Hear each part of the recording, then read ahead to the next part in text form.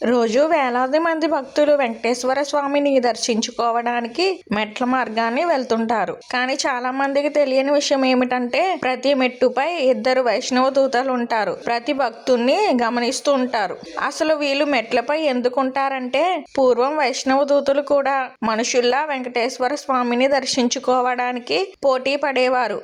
అయితే ఆ దూతలతో మనుషులు పోటీ పడలేక చాలా మందికి వెంకటేశ్వర స్వామిని దర్శించలేకపోయారు. అది చూసిన వెంకటేశ్వర స్వామి తన వైష్ణవ దూతలని ఒక షరతు పెట్టారు.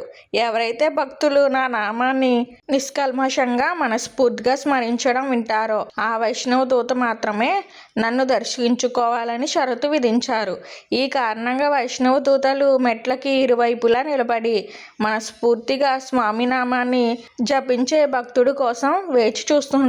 ఏ భక్తుడైతే మనస్ఫూర్తిగా నామాన్ని జపిస్తూ కొండ ఎక్కుతాడో అతని చుట్టూ వందలాది మంది వైష్ణవ దూతలు వచ్చి ఆ భక్తుణ్ణి జాగ్రత్తగా కాపాడుతూ స్వామివారి దర్శనం అయ్యే వరకు తనతోనే ఉండి ఎటువంటి ఆటంకం కాకుండా చూసుకుని అతను కొండ దిగాక అంతే మంచి జరగాలని దీవించి పంపుతారు.